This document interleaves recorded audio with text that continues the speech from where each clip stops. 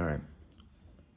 I don't want this video to be too long, and I also don't want to repeat myself too much because I noticed when I watch my videos back, I kind of reiterate things in multiple ways, but it'd be like the same meaning or message. So I'm gonna try to stick to just one iteration of the message. Basically, I just wanted to talk about men's emotions, specifically my experiences. This is coming away from the idea that men aren't supposed to cry and all that. Like, we're past that.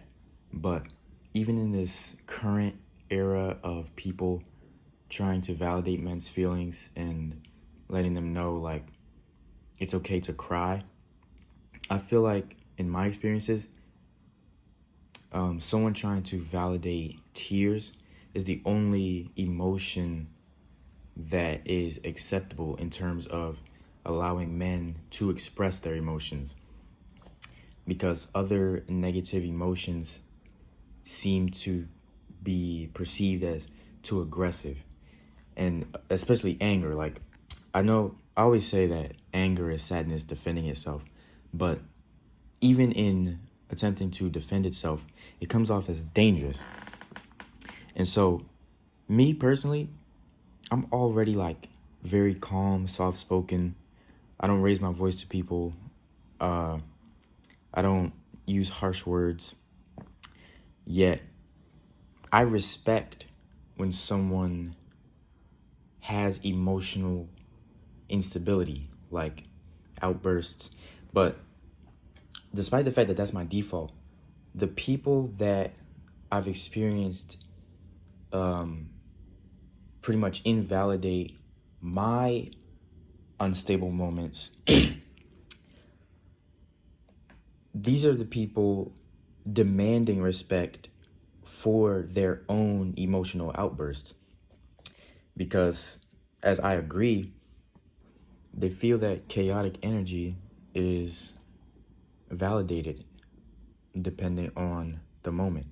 It is necessary at times, especially in terms of expression and not bottling up how you feel.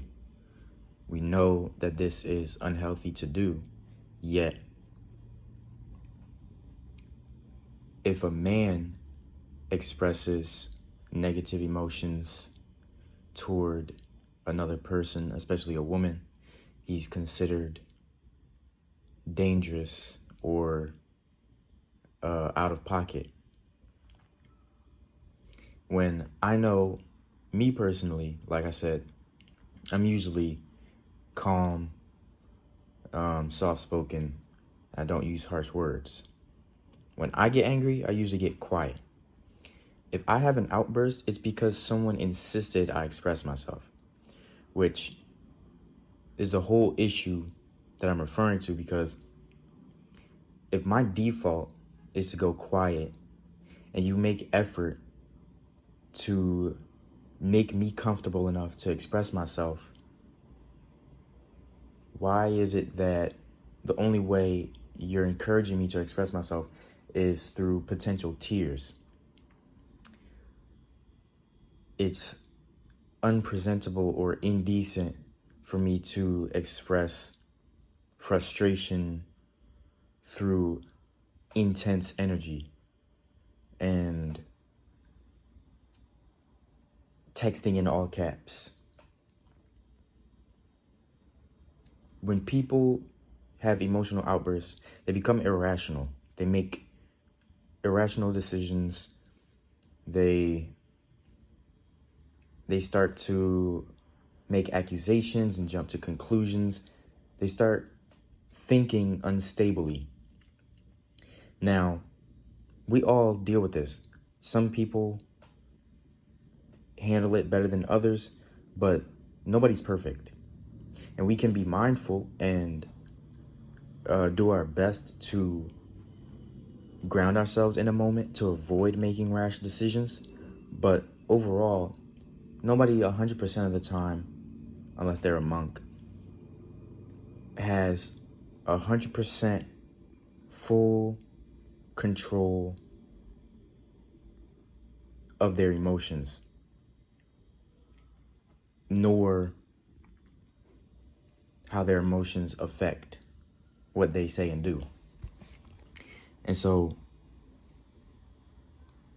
if we're in an environment where we're acknowledging our imperfections and our areas that need growth, etc., yet men are expected to control their emotions at all times.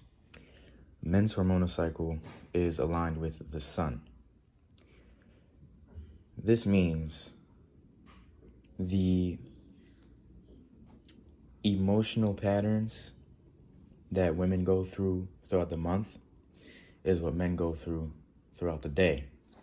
And yes, women have mood swings like throughout the day, but for starters, so do men. But more specifically, our main chunks of hormonal alterations is daily, the same way women's is like in chunks throughout the month. Women's fertility is based on the month, right? The phases throughout the month. But men's fertility is like daily. It's like never ending. You get what I'm saying? A woman's eggs are on a monthly base cycle, whereas men's sperm is constantly being produced daily. And everybody is emotional. Nobody is more emotional than anybody else, the same way nobody's more physical than anybody else or more mental than anybody else. I know that we use mental as a colloquialism to describe someone's mental instability, but overall, by actual definition, nobody is more mental. Like, nobody has more brain than anybody else, other than, like, obviously, if they have like a smaller brain or like a defect or something. But in general, nobody's more physical than anybody else. Nobody's more emotional than anybody else. Someone else can be more emotionally expressive than you, but we have the same emotions. Because emotions are the word emotion has a very metaphysical connotation to it, but emotions are hormones, and hormones are chemical, and chemical is a part of the physical being. So that's just biology. It's not like something that's practiced. It's not like someone being more creative than you. Like, emotions are a part of us. So to validate women's emotions more than men's emotions, knowing that we all have them, I don't know. I do believe that we should have control of how our emotions affect our decisions, but that's based on discipline, not suppression. Because I noticed people, they insist that I don't suppress, but when I express, it's too intense. And it's to the point where I'm not asking for validation. I've just accepted it's something I have to continue to work on by myself and in other people's absence. But if we're talking about people who are supposed to be supportive, people who love you, then it does feel lonely to have these people say that they love you, but they're not willing to tolerate your dark days. Because what is that? Especially if you're a person who is willing to tolerate someone else's dark days. Like I said, they demand respect for their emotionally unstable moments.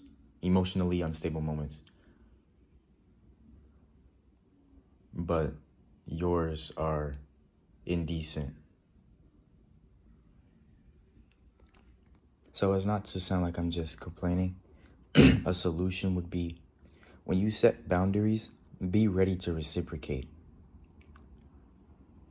Because we talk about setting boundaries, but a lot of people are quick to set boundaries without being ready to reciprocate as part of the compromise.